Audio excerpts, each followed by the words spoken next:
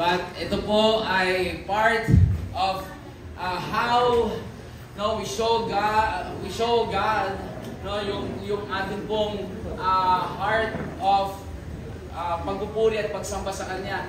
Dahil alam mo, isa sa bagay na gustong ipaunawa sa atin ng Panginoon, the first calling na tinanggap natin sa Diyos is the call of worship. Lahat tayo ay tinawag, kinreate tayo to worship God. Kaya po yung pagpalakpak mo ay yan po ay pag-execute ng atin pong calling sa Diyos. Kaya sabihin mo sa katabi mo, huwag kang matipid pagka pumalakpak. At pagka tayo po ay sumigaw ng praise the Lord, huwag din tayong matipid. Dahil alam mo, one of the requirements bago tayo pumasok sa kaharian ng langit ay dapat marunong kang sumamba. Sabihin sa katabi mo, dapat marunong kang sumamba. Kasi pagka hindi ka marunong sumamba, hindi ka pwede sa langit. Because in heaven, day and night, wala tayong ibang gagawin kundi mag-worship kay Lord. Kaya kung dito pa lang, hindi ka marunong mag-worship, hindi ka marunong pumalakpak, naiinip ka every time na tayo mag-worship, at hindi ka sumisigaw ng papuri sa Panginoon, hindi ka pwede sa heaven. Sabi mo sa katabi mo, hindi ka pwede sa heaven. Pagka hindi ka pumapalakpak, hindi ka nagsasalita, alam mo, napakadaming mga pipe gustong magsalita. Ang dami-daming mga utal-utal, gusto nilang maging tuwid yung salita nila.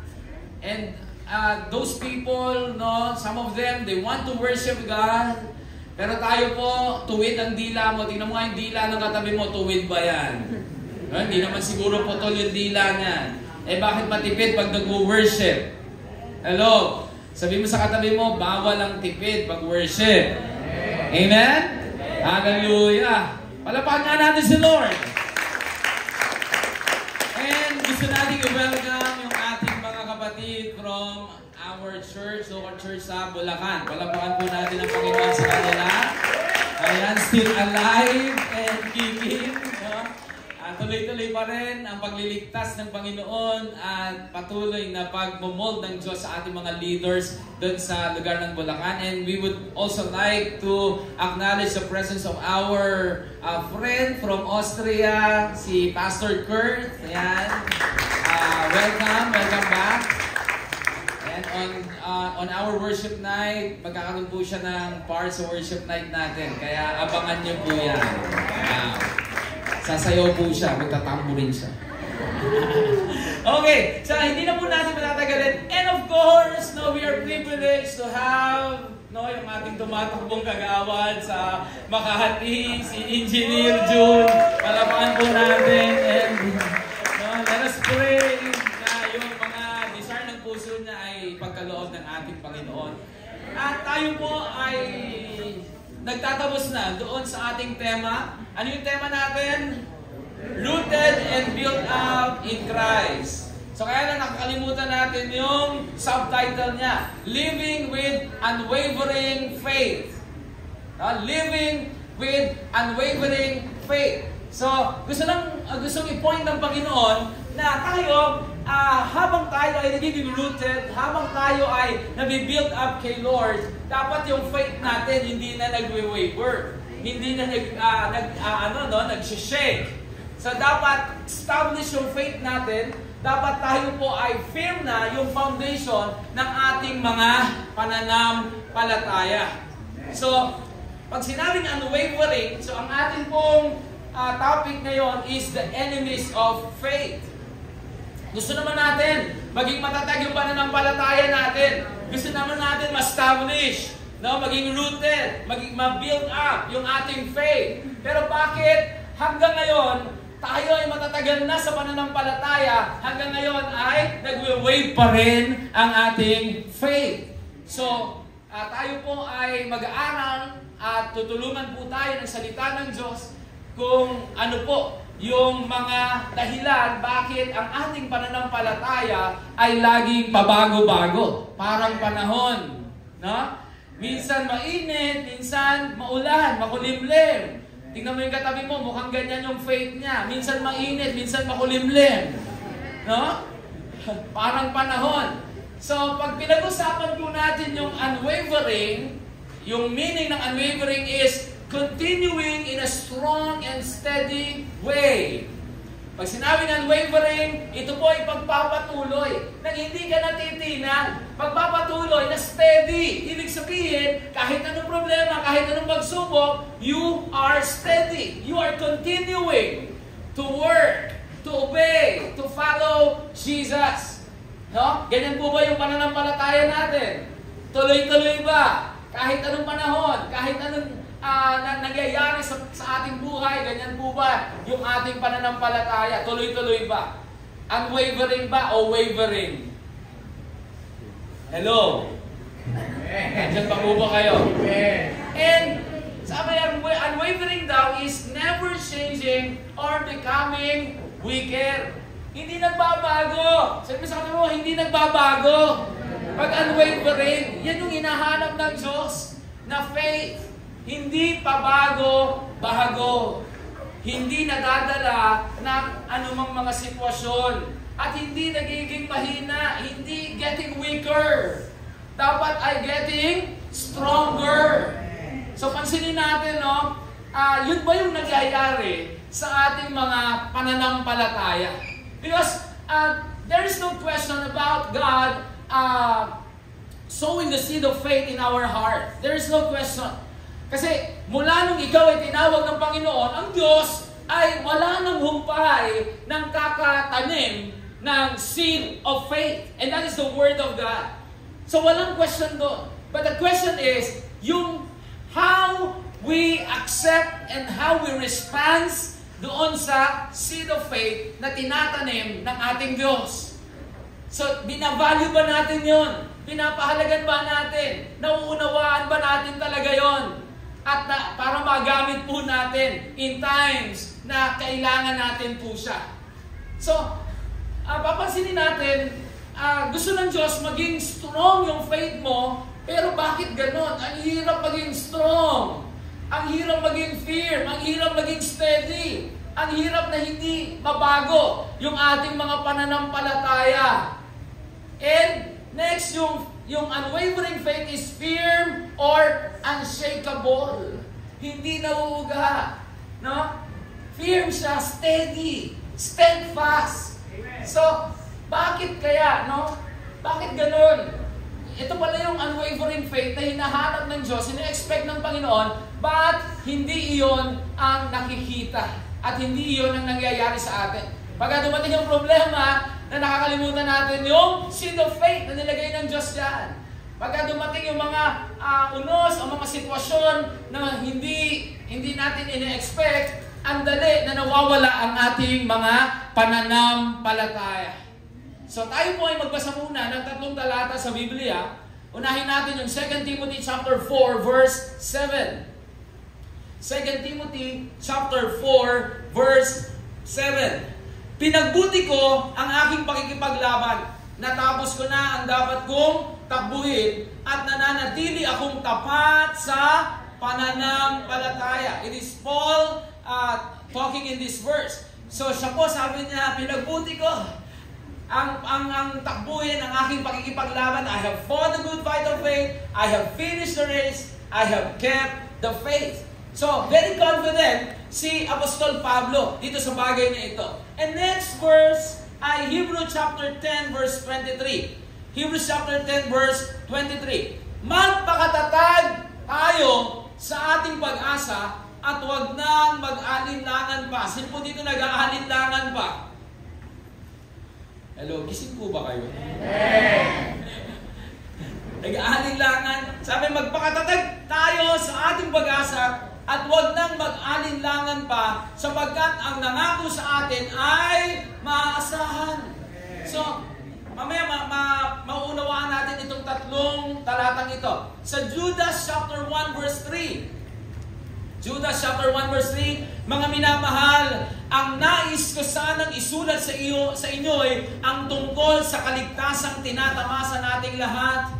Ngunit, nakita kong ang kailangang isulat sa inyo'y isang panawagan na ang inyong panindigan ang pananampalatayang ipinagaloob minsan at magpakailanman sa mga banal. So there are three things that we can learn from these three different scripture, no, that we have read. Sabi, number one, ang pananampalataya po ay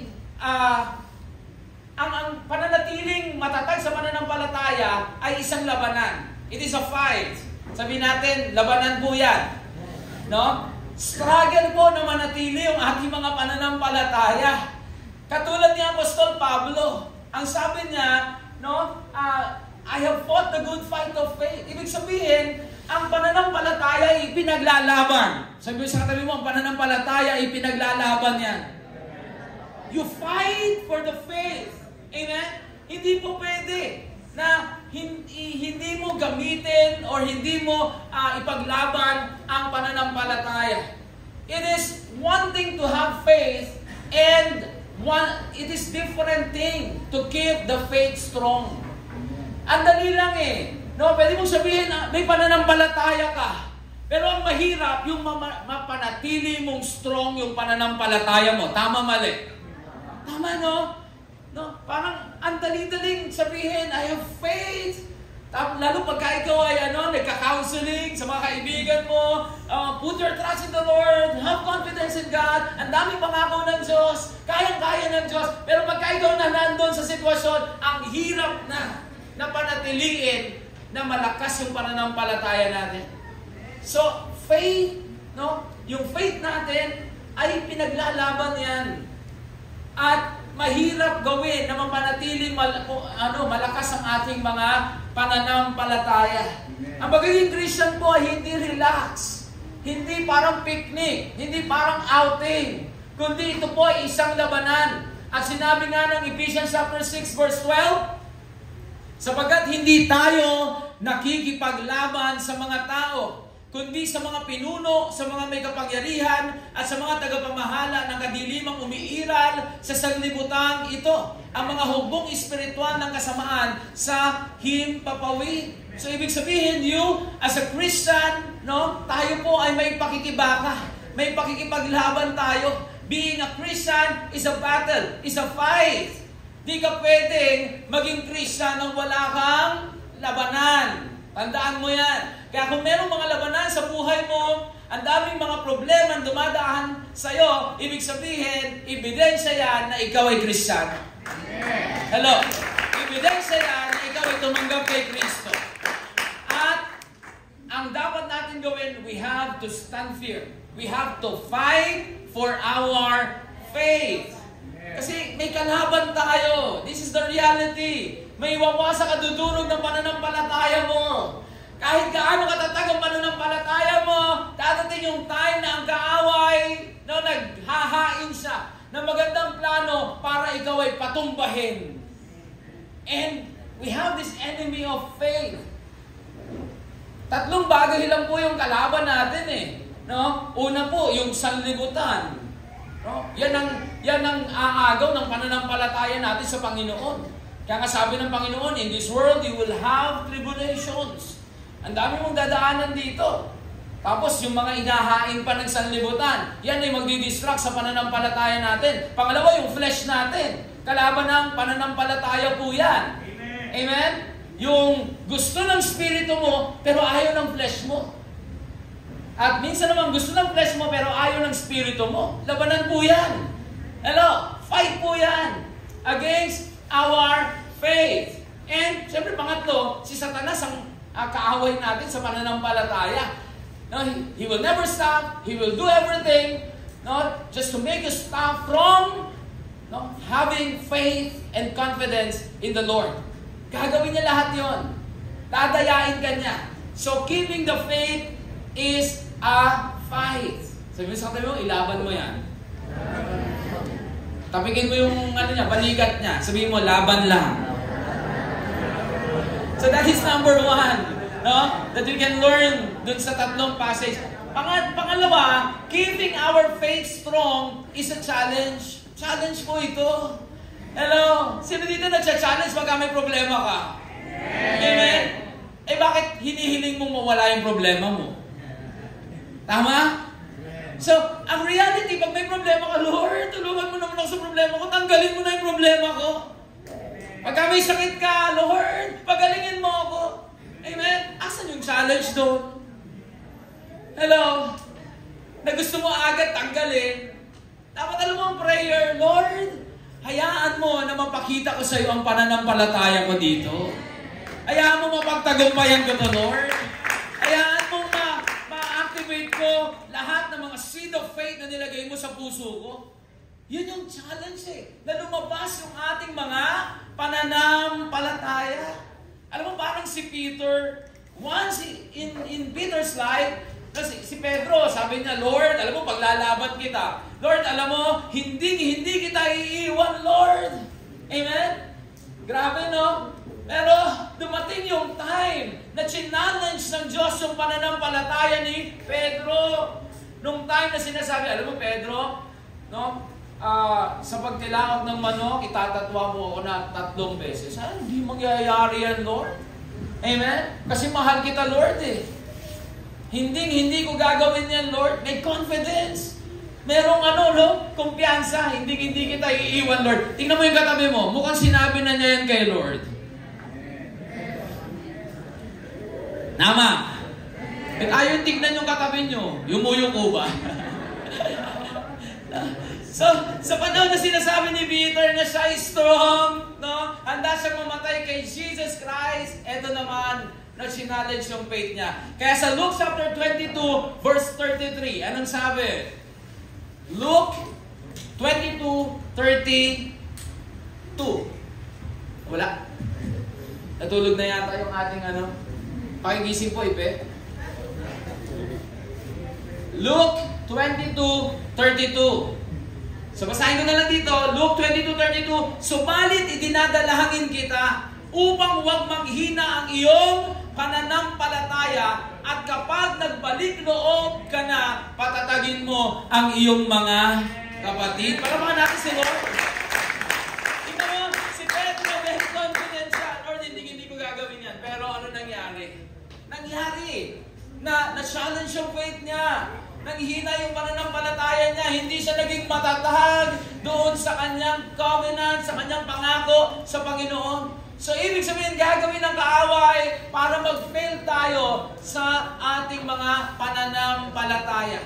Gagawin ng kaaway ang lahat. Kapag nag-decide ka, no, na gusto mo nang maging faithful kay Lord, siya naman dadating na ikaw ay titirahin ng kaaway. Pagka nag-decide ka na, Lord, gusto ko talagang sumunod sa iyo, dyan ka naman, iuhok ng kaaway. Diyan ka sisipain. Tatadya ka ng kaaway, susundukin ng kaaway para Para ikaw ay matumba.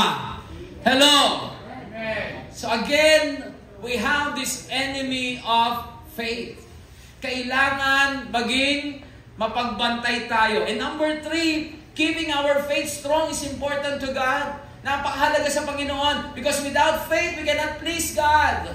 Hello? Alam mo ba yung mga pagsubok sa buhay mo? Yan ay paraan, opportunity para ipakita natin sa Panginoon na, Lord, I have confidence in you. And, I can glorify your name even in this season na pinagdadaanan ko, Lord. Kahit anong nangyayari, Panginoon, ikaw ay papupurihan ko, ikaw ay dadakilain ko. So, alam mo, si John the Baptist po, minsan din ay sinubok yung kanyang pananampalataya. So si John the Baptist po, unang dumating kay Jesus Christ. So una siyang nangangaral. At una niyang ipinakilala na si Jesus Christ is the Messiah. Kaya lang, nagkaroon siya ng momentary doubt. Nagkaroon siya ng medyo panghihina ng pananampalataya. Nag-wave yung faith niya. Nung time na siya po ay nakulong, nahirapan siya doon sa kulungan, at doon ay nagkaroon siya ng doubt kay Jesus Christ. Kasi dumating na si Jesus Christ, pero parang hindi nangyayari na siya yung Messiah, siya yung Savior. Kaya na-challenge yung faith ni John the Baptist. Sa Luke chapter 7, buksan po natin. Luke chapter 7, verse 18 to 19. ibinalita kay Juan ng kanyang mga alagad ang lahat ng mga pangyayaring ito. Kaya tinawag ni Juan ang dalawa sa kanila at pinapunta sa Panginoon upang itanong kung siya na nga ang ipinangakong darating o kung maghihintay pa sila ng iba. So imagine mo, no, si John the Baptist, pinakilahalan niya na si Jesus Christ is the Messiah. Kaya lang dumating yung time na hindi naging maganda yung sitwasyon niya, parang nagkaroon siya ng momentary doubt. No, pakitanong nga, pakiconfirm nga, siya ba talaga yung Messiah? Amen? So, ganun din sa buhay natin, nagkakaroon tayo ng duda napaka-importante sa Panginoon na yung faith natin ay pinapakita natin sa Kanya. In whatever situation. Kahit na anong nangyayari sa buhay mo, napaka-importante sa Panginoon yun. Kaya sabi ng Panginoon, Luke chapter 7 verse 23, mapalad ang taong hindi nag-aalinlangan sa akin. Palapakan natin si Lord dyan. Mapalad ang taong hindi nag-aalinlangan sa akin. So, hindi natin kayang kontrolin itong mga bagay na ito, but we need to be aware that there is this enemies of faith. Kailangan maging aware po tayo doon. Ano ba talaga ang kalaban ng pananampalataya? Bakit madaming mga Kristiyano ay matatag naman sa pananampalataya and dumadating yung time na sila po ay nanghihina. Sila po ay nawawala. Nanlulupaypay sa spiritual. Nanlulupaypay sa paglilingkod sa ating Panginoon. So, iisa-isahin po natin yung enemies of faith.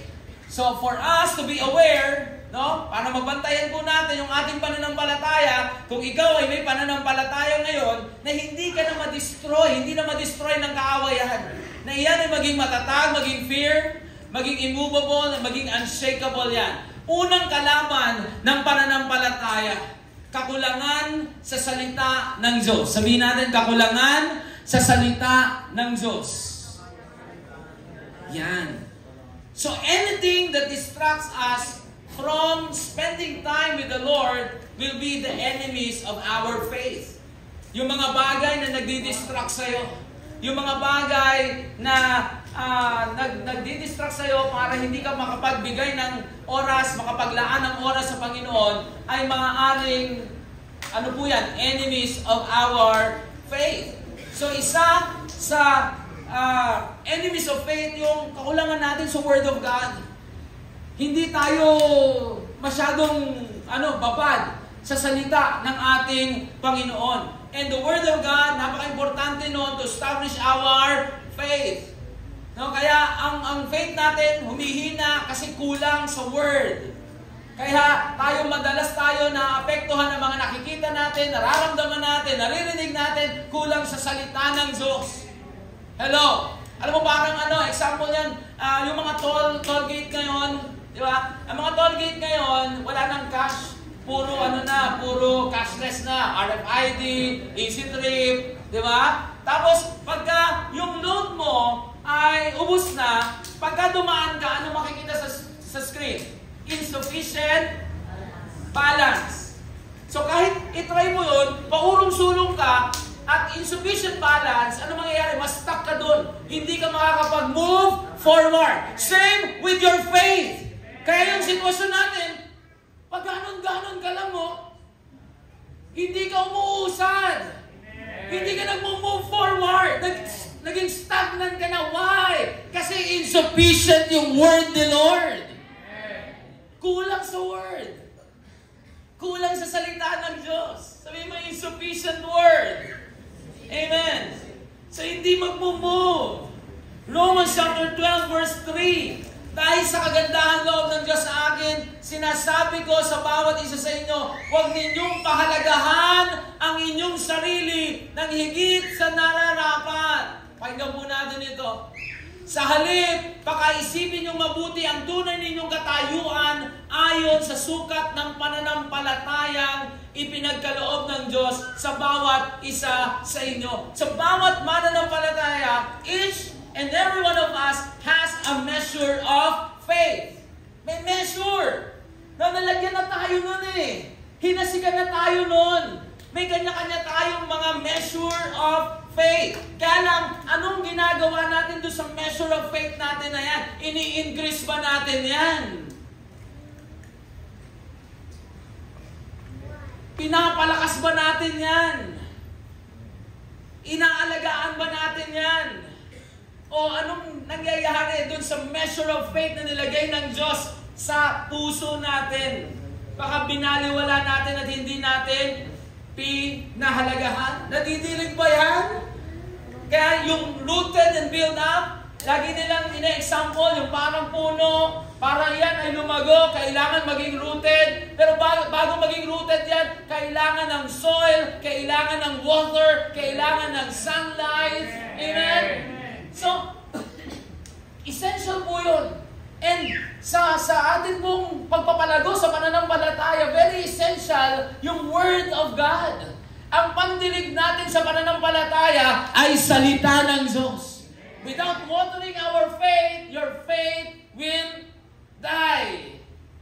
Suddenly die. Hindi mo namamalayan yan. Hanggat hindi ka bumababad sa Word of God. Hanggat yung devotion mo ngayon ay basta-basta, hindi ka lalago sa pananampalataya. You will never be rooted, you will never be built up in Christ. Amen. Hanggat may issue ka sa devotion, hanggang ngayon, parang napakabigat sa iyo na magbasa ng Word of God. Amen.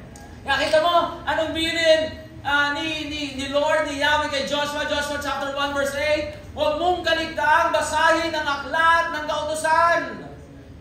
Sabi, pagbulay-bulayan mo yun araw at gabi upang matupad mo ang lahat ng nakasaad doon, sa ganon, magiging masagana at matagumpay ang iyong pamumuhay. Bakit binili nito kay Joshua? Joshua will be the conqueror of the promised land. God called him to be the conqueror of the promised land. At hindi niya magagawang makonquer yung promised land kung mahina yung faith niya. Hindi niya magagawa na labanan yung mga kalaban at makonquer lahat ng pinapakonquer ng Diyos kung mahina ang kanyang pananampalataya. So, paano siya lalakas? Sabi ni Lord sa kanya, bilin ni Lord sa kanya, Joshua, meditate the word of the law day and night. Meditate, read and meditate. Sabi mo, read and meditate. O baka ikaw, read ka lang ng read, hindi ka nagme-meditate. Amen? O baka yung meditation sa'yo, habang nagre-read ka, antok na antok. Hello? Kaya hindi mo naiintindihan yung word. Hindi mo naiintindihan yung revelation. Pag hindi mo naiintindihan yung revelation, walang paglago. Hello? You will never grow. You will never establish. You will never be built up. Pagka walang word ni Lord. Amen? So meditate and practice. Yun ang kailangan. Kaya nagwe-wave Yung iba hindi nag-i-invest sa spiritual life. Kung ano-ano yung ini-invest na natin Amen? Ama? No? Mas mahaba pa yung oras mo sa panonood ng TV. Mas mahaba pa yung oras mo sa pakipagchismisan. Mas mahaba pa yung oras mo sa pag-Facebook. Hello? Mas mahaba pa yung oras mo sa mga kinabibisihan mo araw-araw. Tapos pagdating sa devotion, nagmamadali? Hello? Tamaan. Naku, may tama ka kay Lord. Palabakan natin ang Diyos. Anong ginagawa ng kaaway? Tignan mo, ang Lord, ang Diyos po nag-ahasik ng binhi. But remember, we have this enemy of faith. Anong ginagawa ng kaaway? Habang ang Diyos gusto kang palaguin. Luke chapter 8 verse 12. Ang mga binhing nalaglag sa tabi ng daan ay ang mga taong nakikinig. Dumating ang dyablo. Sino daw dumadating? Pag nakikinig ka ng Word of God. O, tingnan mo yung katabi mo. Hindi siya yung dyablo. Okay? So may dumadating yan, dyablo. Tingnan mo, hindi lang tayo yung present pala pagka tayo nakikinig. Kaya pala, habang nakikinig ka, may dyablo talaga Dyablo yung katabi mo. Di ba? Ang ingay. Dyablo yung nasa likod mo. no? Ginaganon yung ano mo, yung upuan mo, no? Ang daming mga ano, yung mga demonic spirits na nagdi-distract sa atin, tama? No? Yung ingay sa kapaligiran, and even yung ano mo, yung nararamdaman mo, minsan papasukin ng kaaway. Kung kailan naman, sabik na sabik kang makinig ng Word of God, tsaka ka naman naiihi. No? Yung kanina, habang hindi pa nag-uumpisa yung service, gising na gising ka eh. No? Pero bakit? Kung kailan naman nakikinig ng Word of God, yung mata mo, hindi mo na maintindihan eh. Kung pwede lang lagyan ng stick eh, no? Para hindi bumaksak eh. Because we have this enemy. Kaya sabi, habang nakikinig, dumadating ang diablo at inalis nito ang salita mula sa puso ng mga nakikinig upang hindi sila manalig at maligtas. So the devil will steal the Word of God. Para ano? Para hindi tumubo sa puso mo at hindi maging pananampalataya. So lahat gagawin ng diablo para alisin sa atin ang salita ng Diyos. Kaya kita mo, minsan nag-attend ka ng service, na nakaupo ka dyan, nakinig ka, paglabas mo, wala kang naalalang sermon.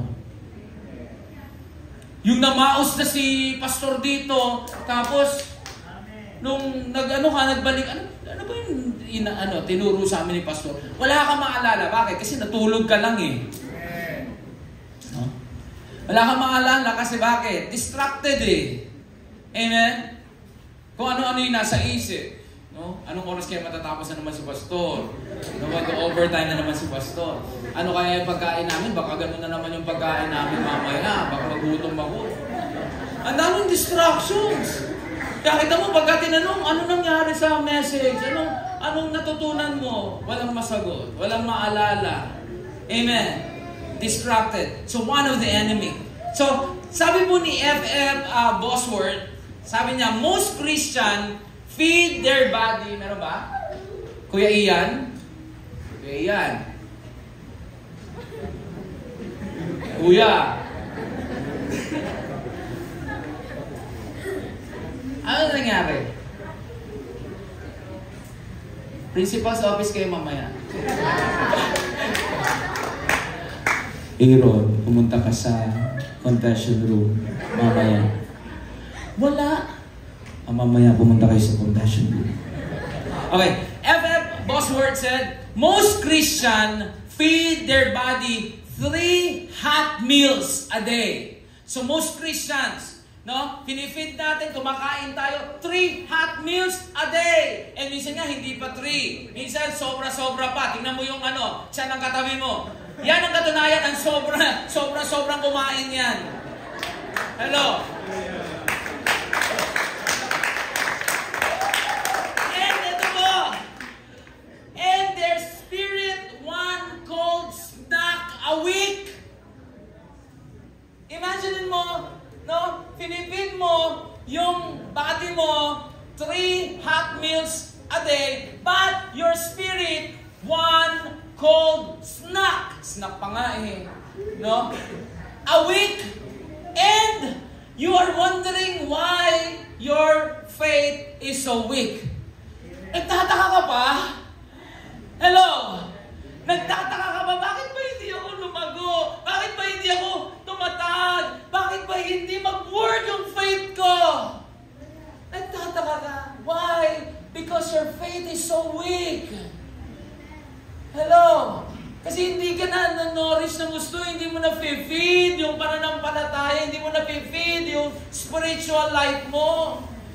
Pagka pumunta ka ng church, isang beses ka na nga lang kakain, tingnan mo, snack pa yung ginawa mo. Hello? Ginawa mo lang para ka lang nanood ng TV, tapos nag-chicharon ka, o nag-popcorn. Amen? Tapos uwi ka na. Hello? So, hindi na-nourish na gusto. Kaya, one of the enemies of our faith is yung lack of the Word of God. Kulang sa Word. Kulang sa pagbabad sa salita ng Diyos. Palapakan natin ang Panginoon. Again. Kaya napakahalaga. Sinabi niya kay Joshua, ang bilin ko, read the word of the law day and night and meditate on it. Amen? Kumakain ka araw-araw. Pag nagutom ka, ang hinahanap mo pagkain. Pero yung spiritual life mo, gutom na, pero wala kang ginagawa. Hello? So, sabi ng Panginoon, Matthew 4:4, man does not live on bread alone, but by every word that proceeds from the mouth of God. Hindi ka lang nabubuhay sa pagkain pisikal, kailangan din yung spiritual, pakainin natin. Hello? Amen? Huwag puro pataba ng pisikal. Aray naman, Pastor. Amen? No? Huwag puro, satisfaction ng pisikal. Maging sensitive tayo sa spiritual life natin. Spiritual condition. Number 2, enemies of faith. Kakulangan o hindi sapat na pagkakilala sa Diyos. Sino mo dito kilala mo na ang Diyos? Taas ang kamay. Kilala mo na si Lord? Wala ba? Sino mo dito talagang kilala mo na ang Diyos? Taas ka kamay, hindi amen. Kaya painit yung ulo ko. Taas kamay, kilala mo na si Lord. Kilala mo na si Lord. Pero bakit ganun? Pagdating ng mga pagsubok, nakakalimutan mo kung sino siya. Hello? Kilala mo na si Lord. No? Pero pagka dumating na gusto ng Diyos i-activate yung faith mo, nagpe-fail tayo to show our faith. Sabi ng Matthew chapter 4 verse 23. Buksan natin. Matthew chapter 4 verse 23. Nilibot ni Jesus ang buong Galileo. Nagtuturo siya sa mga sinagoga at ipinapangaral ang magandang balita tungkol sa paghahari ng Diyos. Pinapagaling din niya ang lahat ng mga taong may sakit at karamdaman. So there are 3 things Jesus did when he went to Galilee, then sabi niya, 3 things. Una, nagtuturo po siya. Nagtuturo siya ng salita ng Diyos. Pinapangaral niya ang magandang balita. Pangalawa, and pangatlo, nagpapagaling po siya. So, pansinin natin, dito sa tatlong ginagawa ni Jesus Christ, ano yung nauna? Ano yung nauna po? Nagtuturo at pinapangaral ng mabuting balita. Ibig sabihin, gusto ni Jesus Christ ipakilala kung sino ang Diyos. Bago gumawa siya ng himala, bago siya gumagawa ng himala. So we need to be established first of knowing who God is before we can experience the power of God and we can have the miracle that we are asking from the Lord. So napakahalaga po nun ma-establish muna may pakilala mo na si Lord sa bawat isa sa atin. Amen? So sa mga natutulog po dyan, pasensya na po kayo. Hindi ko po, huwag niyo pong istorbohin yung mga natutulog. Yung mga, ayan, pasensya na po kayo, hihinaan ko na lang po. So nagtuturo, nangangaral. So ibig sabihin, ay pinapakilala muna si Lord para ma-establish yung faith. Kaya kita mo, yung mga tao noon, nung nagkaroon ng pananampalataya, nakilala nila ang Panginoon, ngayon ay nagkaroon ng activation of power of God. Maraming mga himala, maraming mga gumaling. Amen? So ibig sabihin, bago magkaroon ng himala sa buhay natin, bago tayo makakita ng mga kapangyarihan ng Panginoon, kailangan na ma-establish muna ang pagkakilala natin sa Diyos.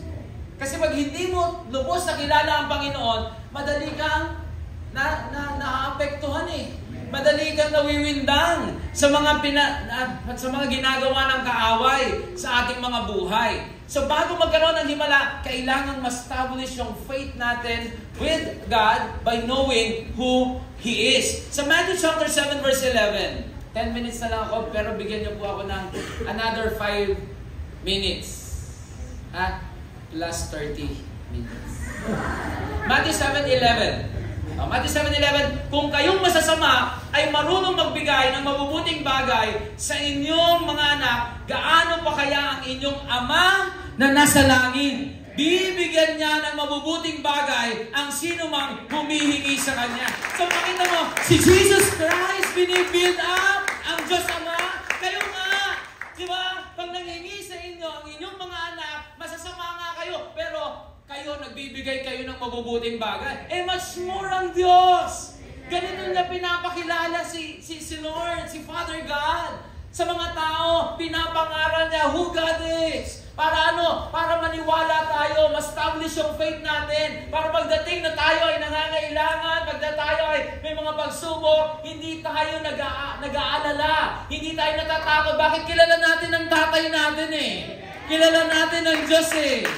Hello! So pinakilala ni Jesus that the Father in heaven is a good Father. Ganyan ba yung pagkakilala mo sa Panginoon?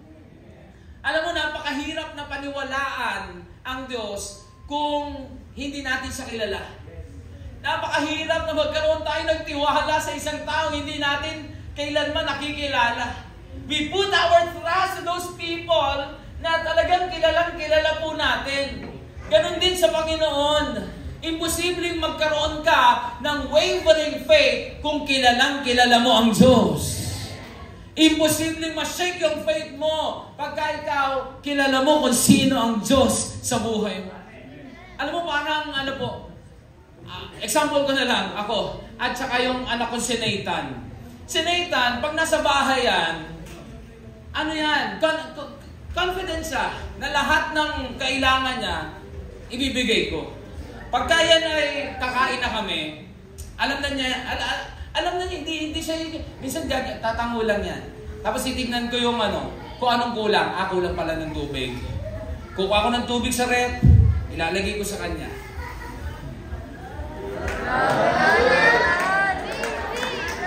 Isa pa. Ganito ka lang nilalarawan ng Diyos. Gaano kabuti ang Diyos? No, God will do everything. No, to make you realize that He loves you so much. He cares for you so much. Bakit po? Si Nathan, pagka, nakikita naman nila sa binyan, pagka po kakain kami, pati pati yung kanyang kanin, ako magsasando.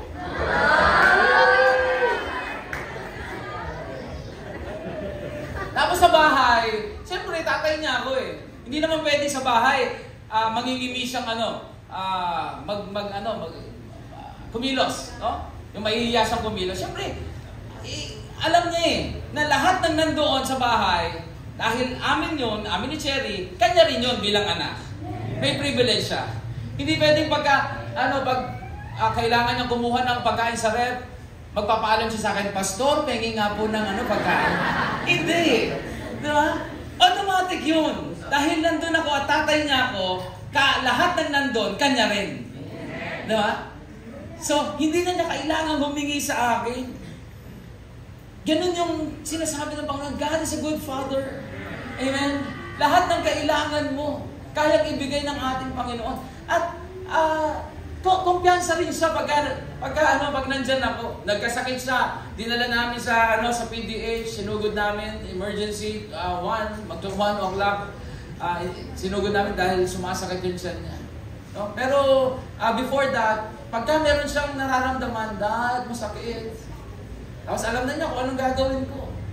Tapos, nung nakaraan din, after na nakalabas kami sa ospital, sumusumpong yung tiyan niya. Kahit hating gabi, madaling araw na, 1 a.m., mag-aalas 2 na, isang tawag lang niya sa akin, Dad, sumasakit na naman, bangon ako agad. O anong gusto mong gawin ko?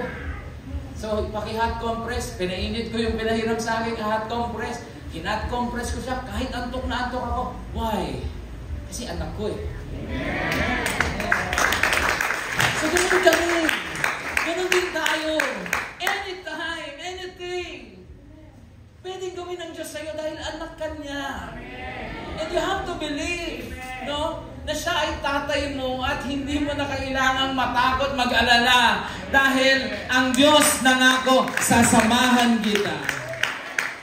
Amen. Hindi kita iiwan, hindi kita pababayaan that who God is. Napaka-faithful ng Panginoon eh. Ang kailangan lang natin maging tapat din sa pananampalataya natin sa Kanya. Palapakan natin ang Panginoon. Hallelujah. Hallelujah. Number 3. Malapit na po. Ano lang naman to? 15 lang naman to. Number 3. Ano yung enemies of faith? Minsan yung lumalabas sa bibig po natin, nagiging enemy of our faith yan. Amen. Madaling malaman kung sino yung taong may pananampalataya. Pakinggan mo lang yung sinasabi niya. Hello? Kapag yan, puro reklamo, may problema sa faith yan. Kapag yan, puro daing, ang naririnig mo sa kanya, ano ba namang buhay to, ang hirap, ang bigat-bigat ng pinagdadaanan ko, ano ba namang buhay to, hindi na ako makaalis dito. Alam mo, kulang sa faith yan. May problema sa pananampalataya yan. Pag puro reklamo. Sino dito reklamador? Taas kamay. Kulang sa faith. May issue ka sa faith. Sabi sa katabi, may issue ka sa faith. Amen? So, Kawikaan 18:21, ang buhay at kamatayan ay sa dila nakasalalay. Makikinabang ang bunga nito, ang dito ay nagmamahal. Death and life are in the power of tongue. So, malalaman mo kung may pananampalataya ka Pag may pananampalataya, walang negative. Pag may pananampalataya, hindi mo sinasabing kawawa ako. Ang hirap ko. Pagod na ako. Ang hirap naman ito. Ano ba itong sitwasyon ko? Ano ba itong pinagdadaanan ko? Pag may faith, walang ganun. Hello? So kung ano doon yung sinasabi natin, yun ang nagkakaroon ng kapangyarihan Hello? Amen? Kaya kita mo pagka sinabi mo, may sakit ako, may sakit ka nga. No? Pagka sinabi mo, paano ang sakit ng ulo ko? Maya-maya, tingnan mo, tindi na ng sakit ng ulo mo. Hello? Because life and death are in the power of our tongue. Napakahalaga ng sinasabi mo sa katabi mo. Sabihin mo, napakahalaga ng sinasabi mo. Hello? Kasi nagpapakilala yan kung may faith ka. Amen? Kaya alam mo, napakasarap na dumikit sa mga taong, may malakas yung pananampalataya. Yung mga tao na very positive. Amen? Kasi yung mga taong negative, magsalita pa lang yan naapektuhan ka na. Naguguluhan ka na. Yan yung mga taong medyo may problema sa pananampalataya. Kaya ikaw, didikit ka sa malakas ang pananampalataya. Pakinggan mo ang kanyang sinasabi. Amen? Pagka negatibo, may issue sa faith yan. Pag puro positive, amen? Yan yung may malakas na pananampalataya. Confession is very important. Kung ano yung gino-confess natin, kung ano yung sinasalita natin. Kita mo nga, di ba? Paano ba tayo naligtas? Paano tayo naligtas?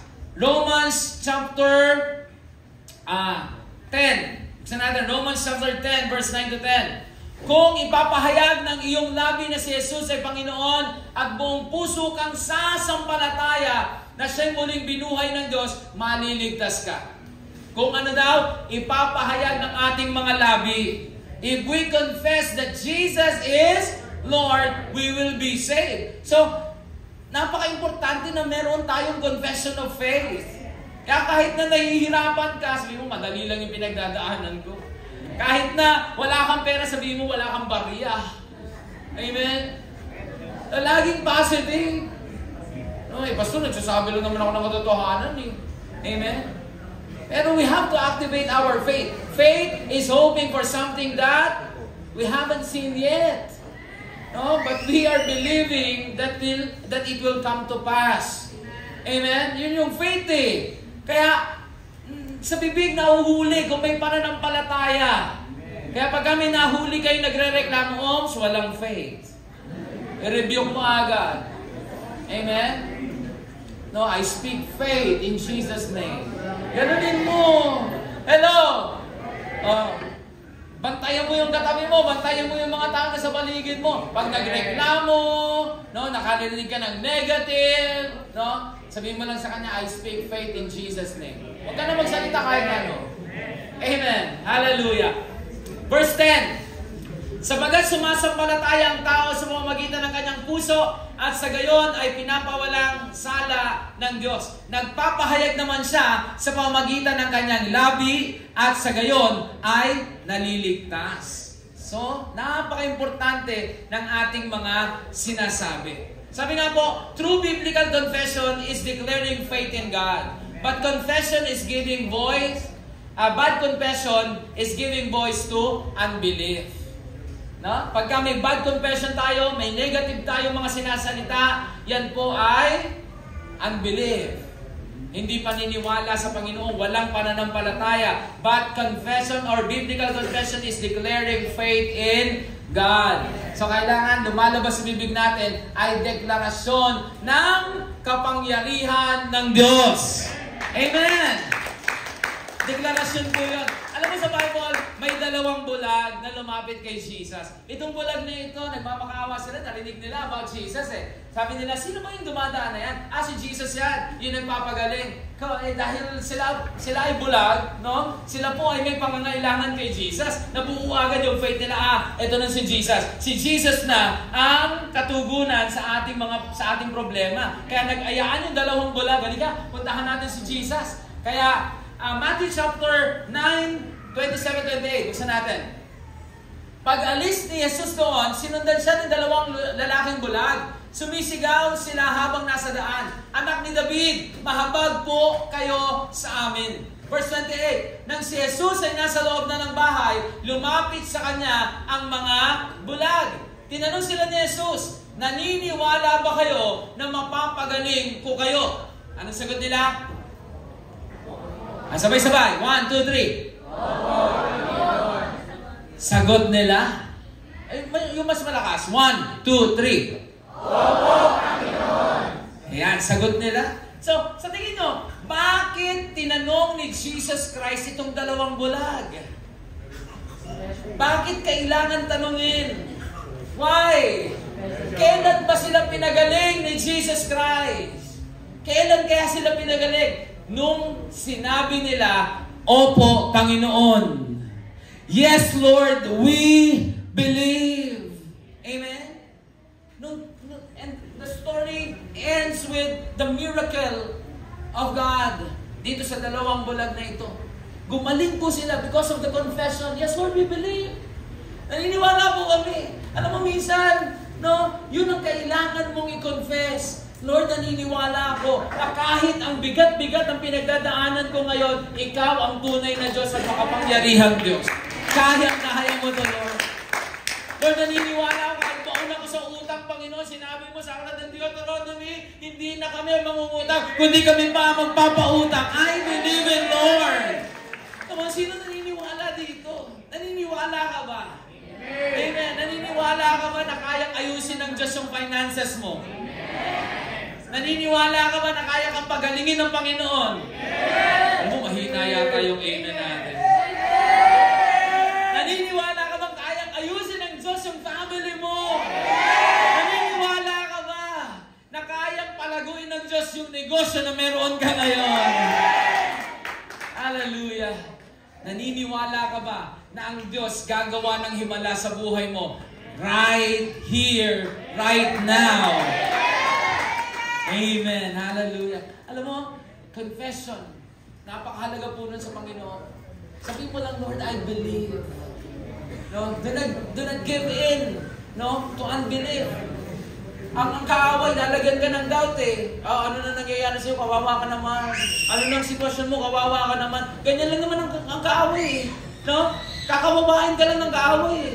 Pero ang Panginoon, tignan mo, puro encouragement. Anak, I will be with you. Anak, I will take hold of your right hand. Anak, no, kaya mo yan. I will fight for you. The battle is mine. It is not yours. Tama, yung encouragement na binibigay sa iyo ng Diyos.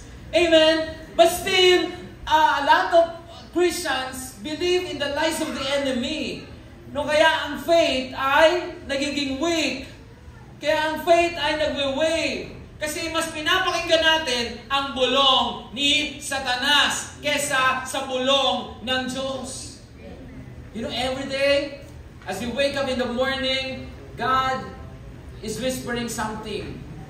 Pero Sino dito nakakarinig ng whisper ng Diyos? Yung pagising mo sa umaga, kaya ka nagising, alam mo ba, may whisper sa Lord. Sa tanongin nyo, ano yun? Ayaw malaman, bahala kayo sa buhay. Ano yun? Narinig mo ba yun? Yung, anak, gising na, mahal kita. Sabi ng Lamentation yan. Di ba? Ang pag-ibig ng Diyos ay laging bago, ito ay laging sariwa, bawat umaga. And every day you wake up in the morning, God is whispering to your ears, anak, wake up. Anak, mahal kita. Ngayong araw na ito, I will do something new sa buhay mo. Amen. Kaya alam, minsan, tingnan mo, when you wake up in the morning, hindi mo na naririnig yun kasi dami nang nagko-consume ng isip mo eh. Nagmamadali ka kasi papasok ka sa school, nagmamadali ka dahil magbubukas ka ng tindahan, nagmamadali ka kasi nagpe-prepare ka ng mga kailangan sa buong maghapon. Kaya kita mo, very busy ka, hindi mo napapakinggan ang tinig ng Diyos. But first thing in the morning, na dapat gawin natin, let us hear from the Lord. Amen? Kaya kita mo, buong maghapon mo, malungkot ka eh. Hindi naman dapat ganun eh. Kasi everyday sinasabi ng Diyos sa'yo, anak, mahal kita, gising na. Amen. Hallelujah. Palapakan natin si Lord. You know, confession is the container of your miracle. Confession is the container of your miracle. Sisidlan niya ng himala mo eh. Kung ano yung sinasabi ng labi mo, alam mo, nagpupuno ka ng mga himala sa buhay mo. Amen. Amen? But your confession, na walang pananampalataya is the container that will destroy your faith. Amen. Pagka puro negative, puro reklamo, puro maling mga salita ang narinig sa atin, container yun para i-destroy ang pananampalataya natin. Ang isang pananampalataya na hindi sinasabi ay baog. Amen? At wala pong kapangyarihan po yan. Pero kapag sinasabi na natin yan, nag-activate yung kapangyarihan ng Diyos. Tingnan mo yung story ni David. Nandito pa po ba kayo? Pasensya na rin sa mga natutulog na. Okay lang po, ituloy niyo lang po yan. Story ni David. Si David po, alam naman natin yung story ni David eh. Di ba? Na si Goliath nagko-confess ng curse sa Israel people.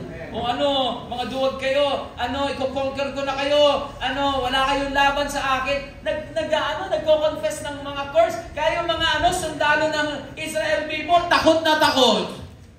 Hello? Lalo yung mga walang pananampalataya, buti na lang dumating si David na merong pananampalataya. Buksan po natin sa 1 Samuel 17:42-43. Nang makita niyang si David ay isa lamang kabataang may maamong itsura, nilait niya ito. At pakot siyang tinanong, ano akala mo sa akin? Aso ba ang lalabanan mo at may dalang patpat? At si David ay sinumpa ng Pilisteo sa pangalan ng kanyang Diyos. Nag-curse. Nagsalita ng curse. Kaya nakita mo ang kaaway ginagamit din yung mga mga boses natin, mga tinig natin para mag-release ng curse sa atin. Kaya mga negative na lumalabas sa bibig natin, from the enemy yan. Amen. Hindi yan from the Lord. Pag sinabi mo, malungkot ako, mahina ako, mahirap ako, kawawa ako, curse yan sa'yo. Hello! Huwag mong hayaan na mag-curse kanyang mga salitang yan. Amen? So, but si David po nag-confess ng faith. Hello!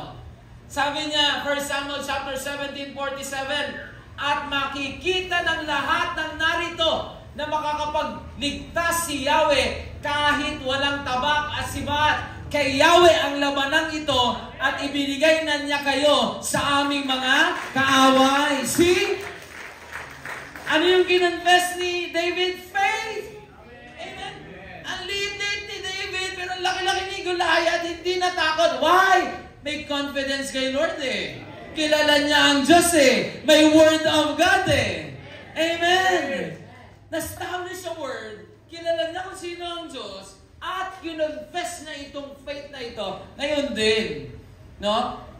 Ipapagapi ka sa akin ng Panginoon. Papaputol ni Lord ang ulo mo. Putulin ko yung ulo mo. Tingnan mo yun. Napakalakas ng loob. Ang taas-taas ni Goliath. Ang liit-liit niya. Pero mapuputol niya yung ulo ni ano. Ano yun ba? Kailangan pa niya tumalon. Pero faith yun eh. Amen? No? Na kahit ang laki-laki ng pinagdadaanan mo, ang tindi-tindi ng pinagdadaanan mo, mas malaki ang Diyos.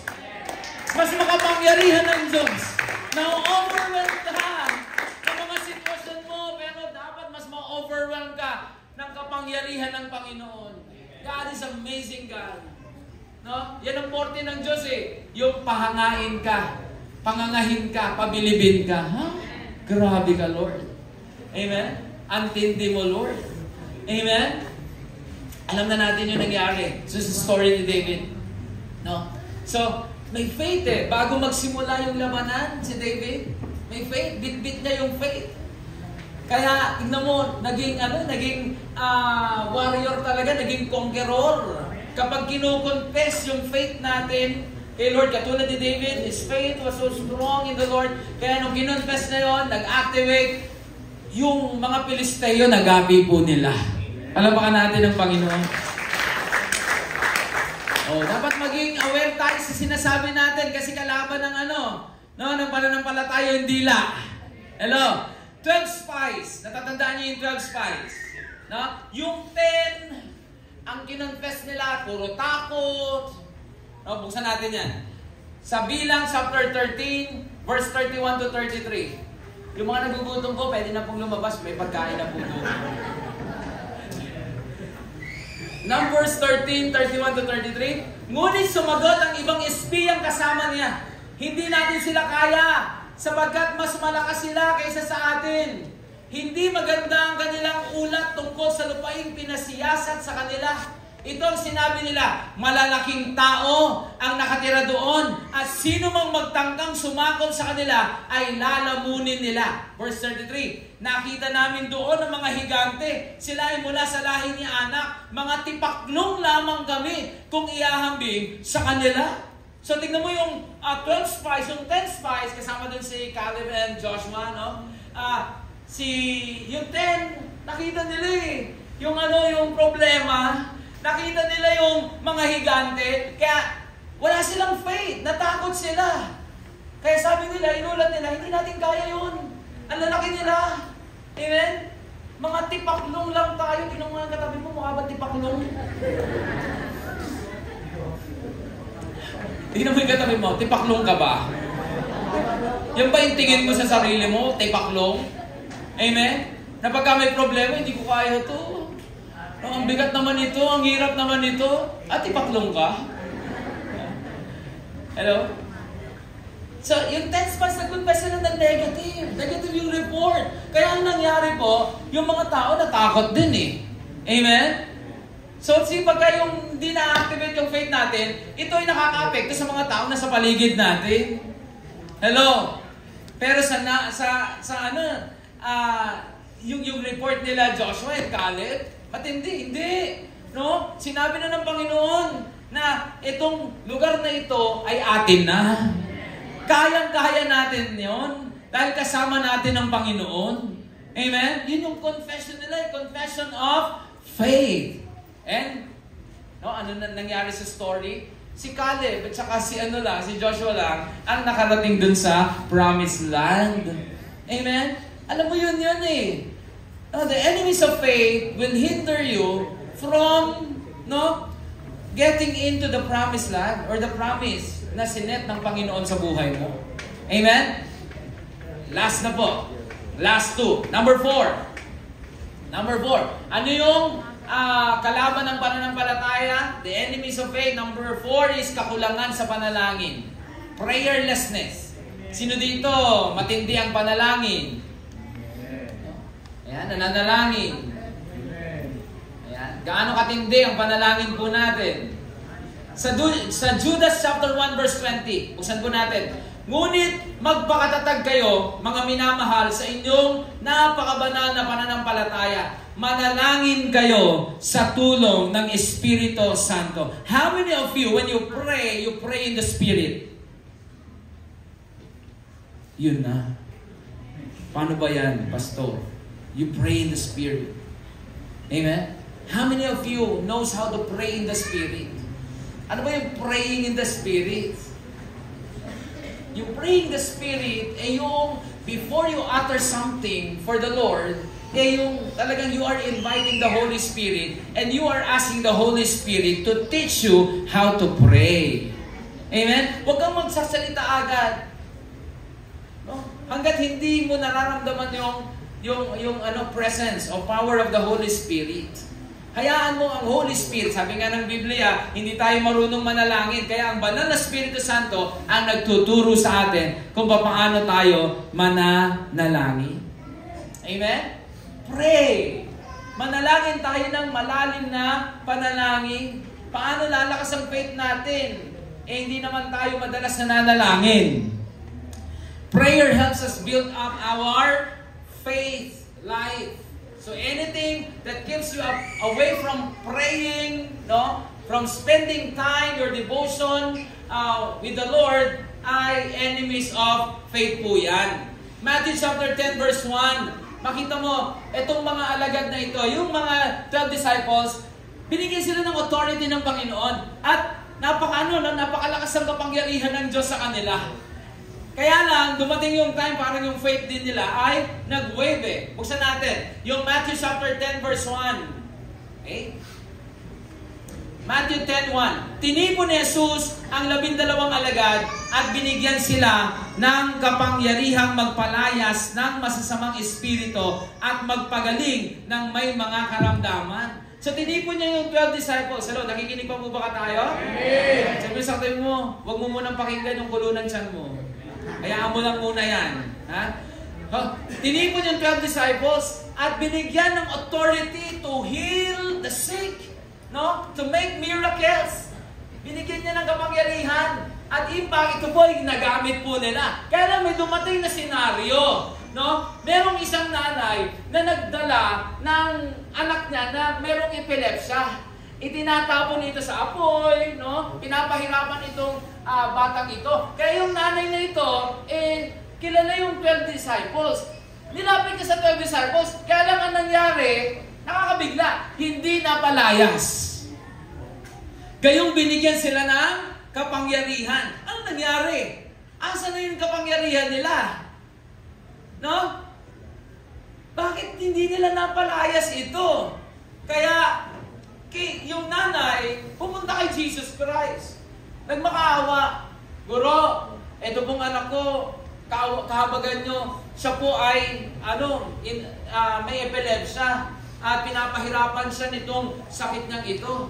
Dinala ko po sa mga alagad nyo, kaya lang, hindi po nila napalayas. Kaya, sabi ng Matthew chapter 17, verse 19, so pinalayas pinagaling ito ni Jesus Christ. No, itong batang ito. Gumaling itong batang ito. Kaya lang, sikreto na lumapit yung 12 disciples kay Jesus Christ. Kasi mukhang napahiya sila dito eh. Kaya sa Matthew chapter 17 verse 19, pagkatapos pagalingin yung bata, lumapit ang mga alagad at tinanong si Jesus nang wala na ang ibang nakakarinig. Napahiya kasi. Hello? Kasi nakakapagpalaya sila ng masamang espiritu, nakakapagpagaling sila. Tapos this time, parang hindi na nag-activate yung faith. Nagkaroon ng problema. Why? Sabi niya, bakit po hindi namin napalayas ang demonyo? Nagtatanong sila, nagtataka sila. Bakit hindi po namin napalayas? Sabi ni Jesus Christ, Matthew chapter 17 verse 20-21. Sumagot siya, dahil sa maliit ang inyong pananampalataya. Dun sa Matthew chapter 10 kanina, binigyan sila ng authority na nakakapagpalayas na sila eh. Kaya lang bakit ngayon lumiit na naman yung pananampalataya nila? Amen? Para palang ikaw to eh. No? Tingnan mo yung katabi mo, parang ikaw pala to. Minsan malaki pananampalataya, minsan maliit. Amen? Minsan nagagawa mo, na tignan yung sitwasyon mo na very, very light lang. Minsan naman, parang sinukluban ka ng langit at lupa. Amen? Ano na nangyari? So, secretly, ay nagtanong itong mga alagad nang wala lang tao kasi nga napahiya sila. Matthew chapter 17:21. Sumagot siya, dahil sa maliit ang inyong pananampalataya. Tandaan nyo, kung kayo'y may pananampalataya sa Diyos na sinlaki ng buto ng mustasa, maaari niyong sabihin sa bundok na ito, lumapit ka roon. At ito'y lumipat ka roon, at ito'y lilipat nga. Tunay na walang bagay na hindi nyo magagawa. Amen? At mapapalayas lang ito sa pamamagitan ng panalangin. Prayer. Napakahalaga ng prayer. Sabi mo, napakahalaga ng prayer. Minsan hindi nag-work ang prayer kasi kulang sa panalangin. Nag-work yung faith natin kasi kulang sa panalangin. Pagbabad sa presence of God, may faith. Pagbabad sa panalangin, nag-activate yung faith. Amen? Kaya kita mo, minsan, hindi tayo naglalaan talaga ng oras sa pananalangin natin. Minsan kung saan-saan ka nalang nananalangin eh. Tama? Ang pananalangin po is spending time with the Lord. Dapat quality time po yun. Kahit mahaba yung panalangin mo, the Lord doesn't care about the quantity of your prayer. But He cares for the quality of your prayer. Kasi yung ibang haba naman mag-prayer eh, no? Inaabot ng isang oras mag-pray. But the quality, yun ang hinahanap ng ating Panginoon. Amen? And last na tayo. Last. Number 5. Yung pag-aalinlangan is the enemy of faith. Pag-aalinlangan. Doubt. Sabi, the opposite of faith is unbelief. And unbelief is like a cancer that eats away faith. No, pagka tayo lumalabas yung pagdududa, pag-aalinlangan, parang cancer yan. No? Ginagapi niya yung ating mga pananampalataya.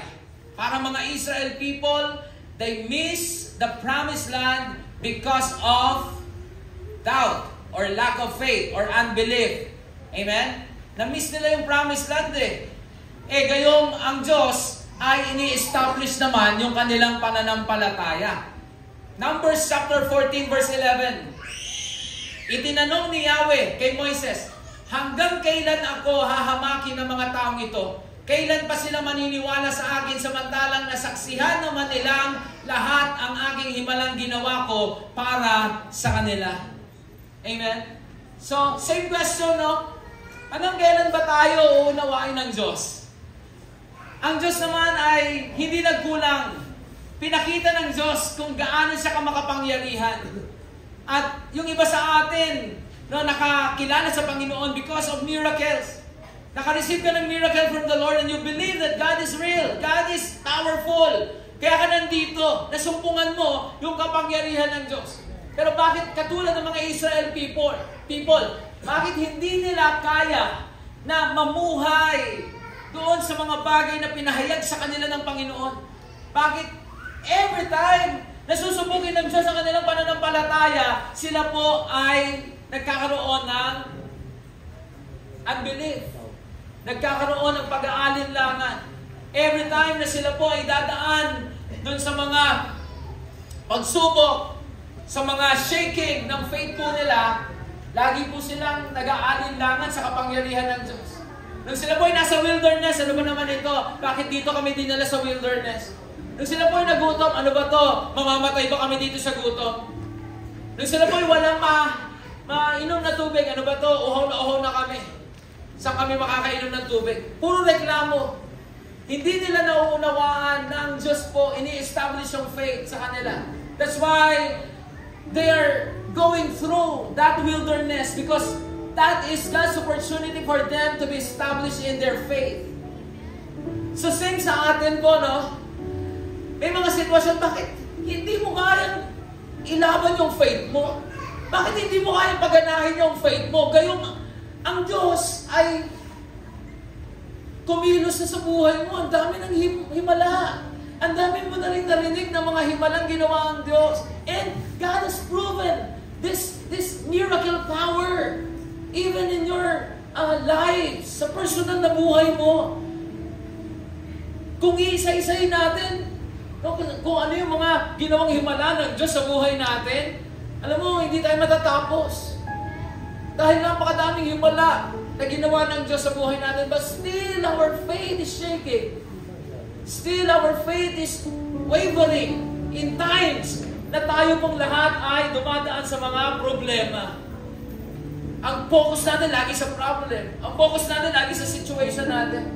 Bakit hindi mo kaya tignan yung kapangyarihan ng Diyos? Bakit hindi mo kaya na paganahin yung sinasabi ng Hebrews chapter 11 verse 1, faith is believing on something that we do not see, but we are hoping and believing that it will happen. It will come to pass. Nakikita mo ba yun? And ito yung pinopoint ng Panginoon eh. Kaya gusto ng Diyos He wants us to be rooted and established in Christ. Sabi ni Pablo, fix your eyes upon Jesus, the author and the finisher of our faith. Pagka may pagsubok ka, saan ka nakatingin? Sa pagsubok? Pag may problema pinagdadaanan, saan nakatingin ang mata mo? Kanino ka nakatingin?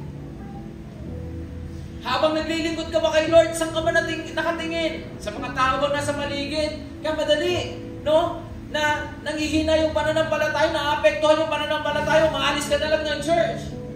Bakit? Kasi nakatingin ka sa mga tao na sa paligid. Nanghihina yung pananampalataya mo kasi nakatingin ka sa sitwasyon mo. Nakatingin ka sa pinagdadaanan mo. Hindi mo ba kayang tignan yung kapangyarihan ng Diyos? Hindi mo ba kayang tignan ng spiritual eyes mo? Hindi mo ba kayang damahin ng spiritual senses mo that God is doing something for you? That God is working behind the scene na meron ka ngayon. God has proven so much. Hindi na natin kailangan pa, Lord, sige pa. Para ma-establish pa yung faith ko. Prove yourself. Alam mo, hindi na yun eh. God has proven so much. And God is expecting us na itong mga bagay na ito na pinapahayag sa atin ng Panginoon, dapat rooted ka na. Dapat established ka na. Dapat hindi na nagsishake ng faith mo, hindi na nag-wave yung faith mo.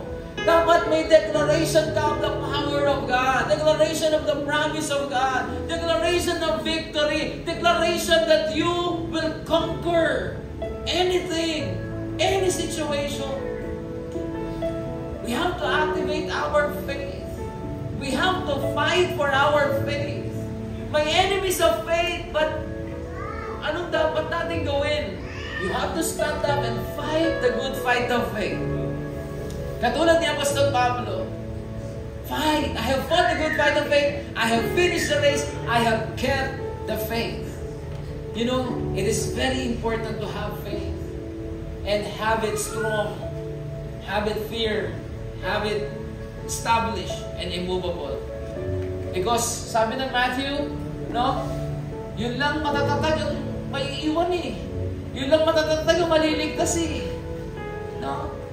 Hindi yung sabi nito ng ano mo ngayon eh. Yung paglilingkod mo, ang usapin dito yung eternity. Kaya mo nilalaban yung pananampalataya mo. Kaya gusto mo maging strong yung faith mo. Kasi gusto mo hanggang dulo, no, makasama ka na nag-iintay sa muling pagbabalik ng ating Panginoon.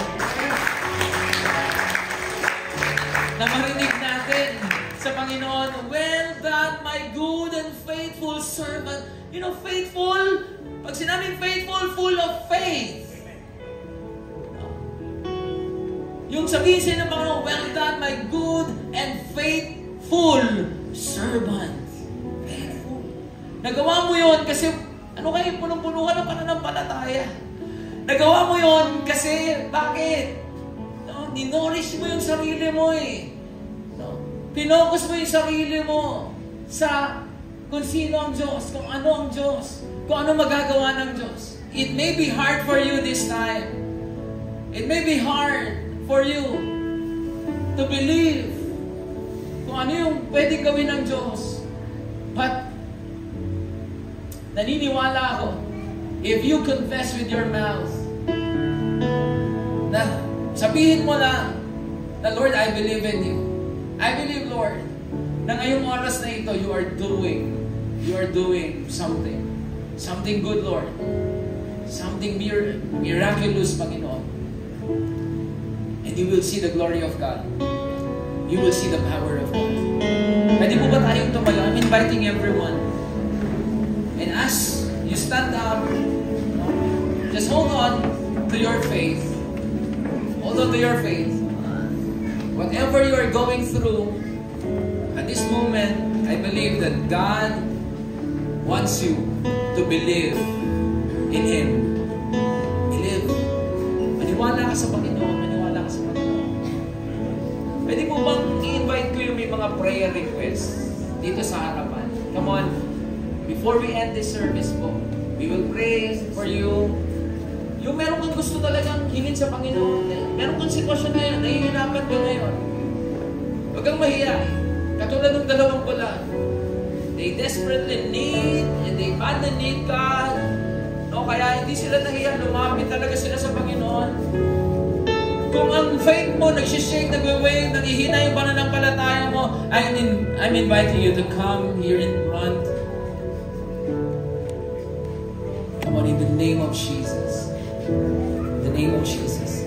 Please po yung mga leaders po natin, please, standby na po kayo dito sa likod.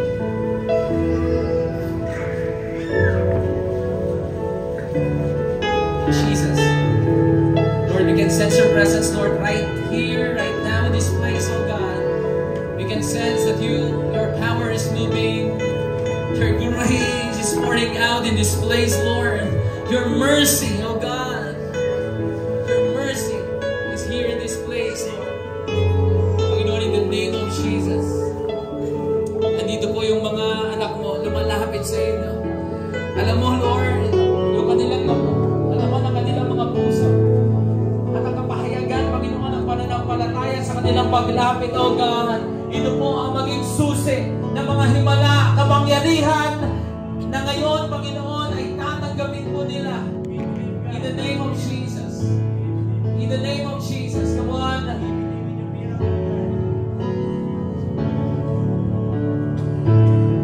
Those people na gusto niyang dagdagan ng Diyos sa pananampalataya, huwag ka nang tumayo dyan.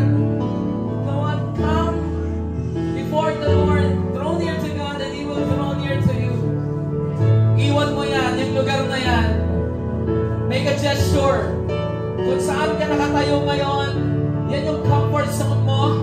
Come on, iwan mo yung comfort zone mo. Lumapit ka sa Panginoon. Hayaan natin na kumilos sa kapangyarihan ng Diyos. In the name of Jesus, I pray for your anointing, oh God. I pray for your power, Lord. Pwede po ba habang lumalapit tayo, taas po natin ang dalawa nating kamay na sinusuko po natin. Ano mang kabigatan, ano mang mga struggle mo ngayon, ano mang pakapatal mo ngayon, naunawaan ka ng Diyos, naiintindihan ka ng Diyos, nararamdaman ka ng Panginoon.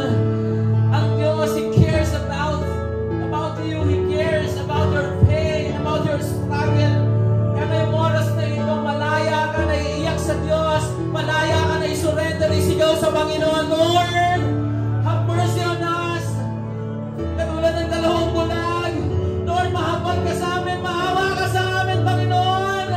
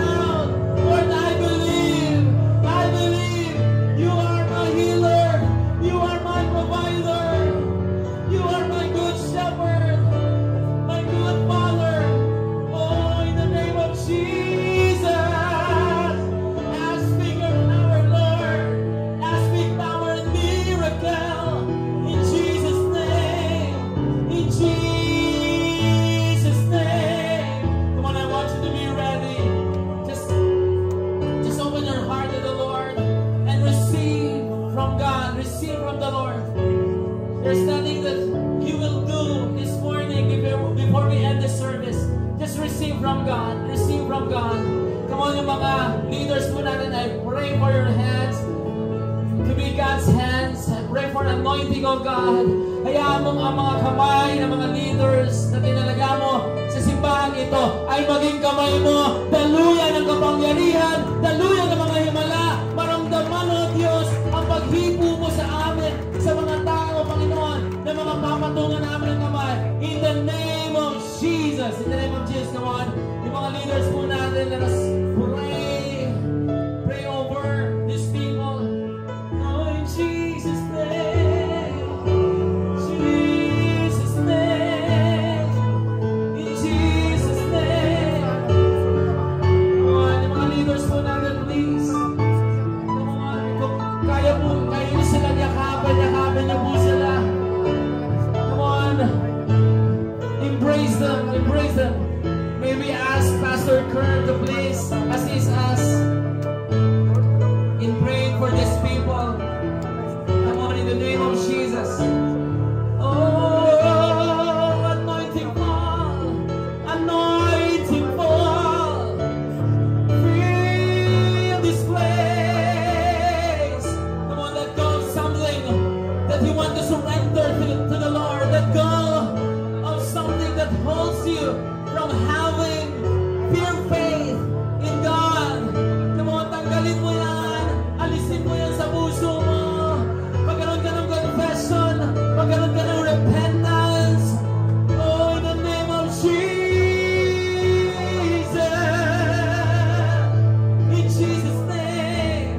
In Jesus' name. Kung yung mga young people natin, mga leaders natin, please assist na lang po kayo sa likod. Come on, in the name of Jesus, para yung mga iba natin makapag-assist po sila. Oh, in Jesus' name, let there be miracles.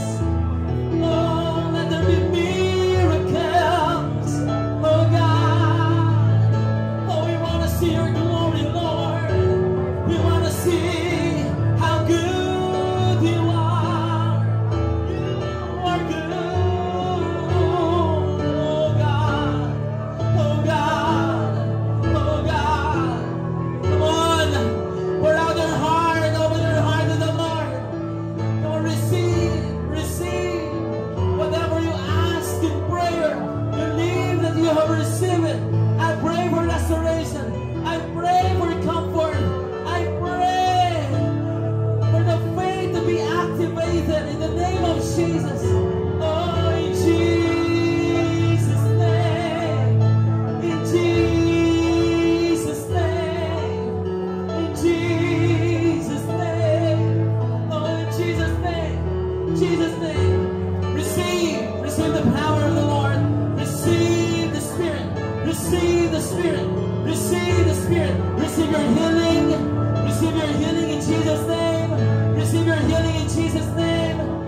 Healing. Healing in Jesus' name. Come on, receive.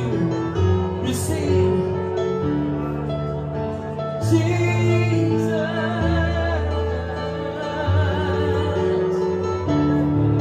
Oh, Jesus. Come on. Surrender everything to the Lord. Lahat i-surrender mo na. Huwag ka na magtitira. Huwag ka na mag-iiwan. Come on. Give it to the hands of the Lord. Give it all to Jesus. Give it all to the Lord. Come on, yung hirap na pinagdadaanan mo, yung kabigatan na meron ka ngayon, yung laban na meron ka ngayon. Come on. Give it all to the Lord. Give it all to Jesus. Oh, in Jesus' name. In Jesus' name. Jesus' name, Lord. Anointing, be in this place. Be in this place, Lord. Oh, Jesus. Come on, receive. Receive. Receive it. Believe. Believe.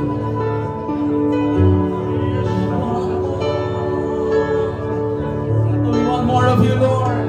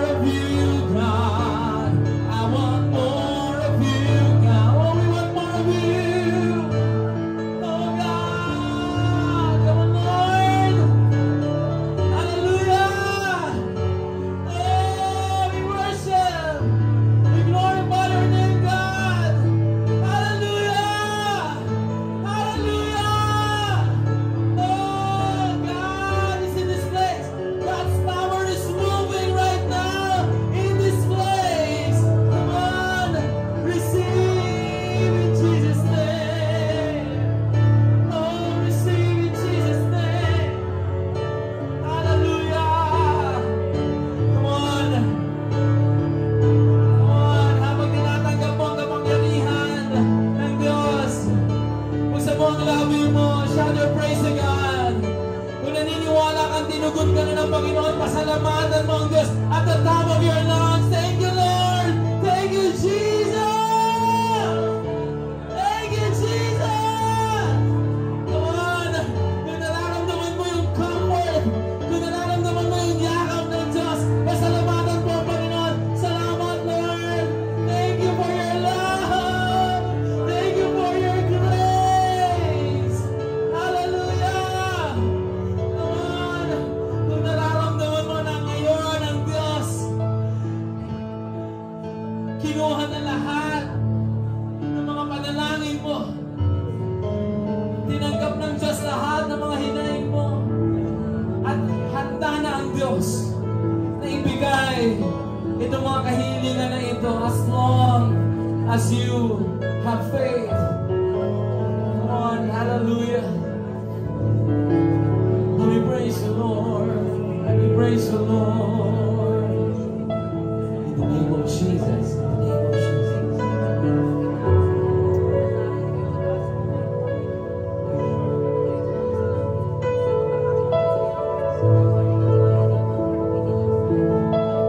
Come on, in the name of Jesus. Hallelujah. Hallelujah. Hallelujah. Jesus. Jesus. Jesus. Lord, ikaw ang lakas ng mga nangihina. Ikaw ang pag-asa ng mga taong wala ng pag-asa. Ikaw, Panginoon, ang Diyos na tutugon sa mga bagay na kailangan mo na. And I pray, Lord, in the name of Jesus. In the name of Jesus. In the name of Jesus. Lord, I pray for every family that you would restore every family, Lord, na sinira ng kaaway, ang mga magulang, ang mga anak, every relationship, Lord. Sa loob ng tahanan, sinabi mo, Panginoon, ikaw ang nagtatatag ng sambahayan, ikaw ang nagtatatag ng aming mga pamilya. Kaya, Panginoon, anuman ang ginagawa ng kaaway right now, Lord, in the name of Jesus, we destroy the works of the enemy, we destroy every power that has entered in to our houses, our homes, our family, Lord. We destroy every power, Lord, in the name of Jesus. We apply the blood of Jesus, oh God, and we pray, Lord, na i-renew mo ang pag-ibig, renew mo yung kapayapaan sa loob ng tahanan, i-renew mo, Lord, yung magandang pagsasamahan sa loob ng tahanan. Ikaw maging sentro, ikaw, Panginoon, ang maghari, ikaw ang mamahala, Panginoon. Lord, lahat ng ninakaw ng kaaway, kapayapaan, kagalakan, pagmamahalan, oh God. Lord, yung finances namin in the name of Jesus, lahat ng kakulangan, Lord, tinataas namin sa inyo. Lord, sinabi mo sa iyong mga salita, Jesus came to give us an abundant life and have it to the full, Panginoon. Kaya, Lord, ngayong oras na ito, we declare, Lord, yung abundance sa buhay ng bawat isa. And we pray for your hands to move, Panginoon, sa mga area sa buhay namin na kailangan namin ng himala. Ngayong umagang ito, Lord, we believe that your hands is moving right now, Lord, sa mga tao na sasampitin namin, Panginoon, para ikilos mo ang himala mo. In the name of Jesus, we pray for Waki, oh God. Lord, kahabagan mo si Waki. We cry out for your child. We cry out for Waki, oh God. Lord, we declare yung miracle mo. We declare, Lord, ang kamay mo, Panginoon. Huwag mong pahirapan si Waki, Lord. Kung mayroon kang nais sa kanyang Panginoon, ibangon mo siya sa banig ng karamdaman, oh God. Lord, your will be done. Your will be done. Your will be done, oh God.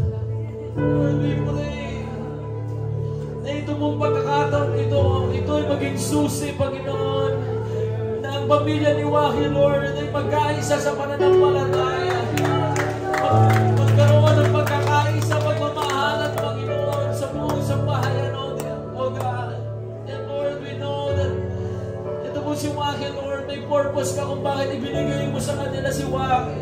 Very special si Waki, Panginoon. Even in this church, Lord, naging special si Waki para sa amin, O God.